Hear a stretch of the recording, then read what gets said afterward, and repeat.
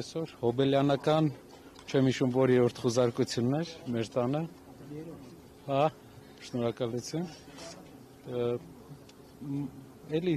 ինչ որ նախորդ անգամներ էր, չգիտեմ, ման են գալիս։ Ինչ բաներ արել են։ Ինչ որ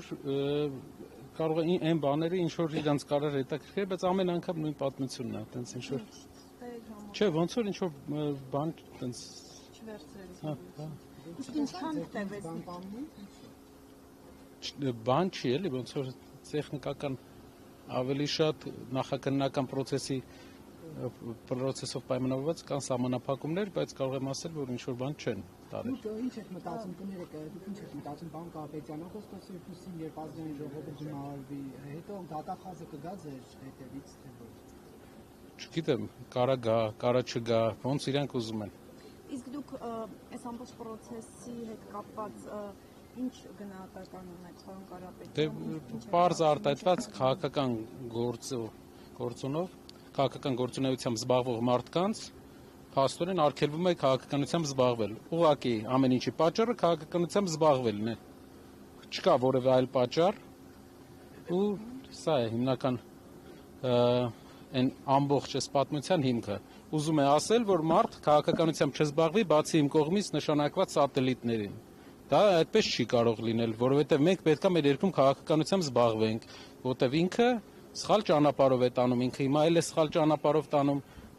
Մեր հասարակության մեծ մասը արդեն համաձայն է, բայց ինչ որ մաս իրեն դեռ աջակցում է, բայց չգիտի, որ սխալ ճանապարհ է մարդը տանում։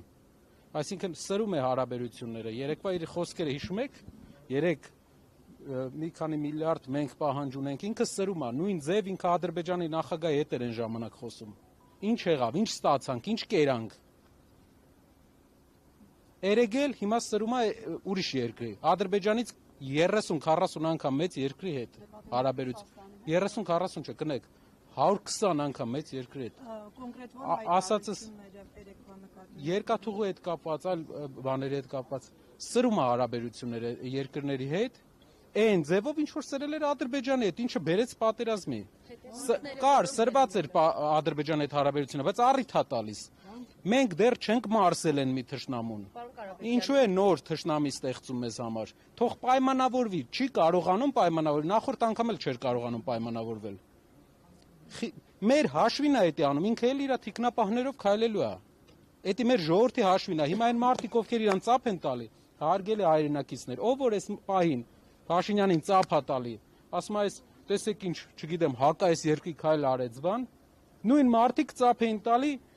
2020 թվականի պատերազմից առաջ։ Պարոն Կարապետյան, բայց ու բերեց այդ հետևանքների, չի կարելի աշխարհի հետ էմոցիայով խոսել։ Աշխարհի հետ պետք է հավասարակշռված, որ երկրորդ անգամ չառերեսվենք նրան, ինչ որ առերեսվեցին։ Բայց ասում է որպես գործընկեր Ռուսաստանի հետ հարաբերություններում ինչ վատ բան է արել Հայաստան, ասում է Ռուսաստանը ըստ խնդիր է տեսնում այն հարցի հետ կապված, որ Հայաստանը տարբեր երկրների հետ հաստատում է ռազմավարական գործընկերություն, որ փորձում է քաղաքական ու տնտեսական այլընտրանքներ։ Այդ խնդիրները Արդյոք սա հիմնավոր չի։ Այդ խնդիրներով թող գնա բանակցի process գտնի, ճանապարհ գտնի, լուծում գտնի իրավիճակում, ոչ թե բերի sense էլի մի քանի որ երրորդ անգամ արդեն տուպիկի։ Թող գնա բանակցի։ Էսի մեթոդա տենց հարաբերություններ հաստատելու համար բողոքելով չի։ Մենք արդեն անկախ երկիր ենք։ Մենք պետքա կարողանանք ճիշտ համ հերավորություն սահմանելուց ճիշտ անենք։ Համ էլ այնպես չանենք, որ վաղը մյուս օր ավելի սրենք իրավիճակը։ Ու մի բան էլ մի անգամ ասեցի, մի անգամ էլ եմ ուզում ասեմ։ Այն մարդիկ, ովքեր հիմա ծափ են տալի այս սրացմանը, ծափ էին տալի նաև Ադրբեջանի 20 թվականից առաջ Ադրբեջանի հետ սրացմանը ու հետևանքներից հետո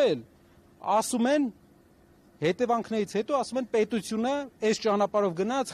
մենք մեզ խղճում ենք։ Մեզ խղճալ պետք չի, պետք է ճիշտ քաղաքականություն վարել։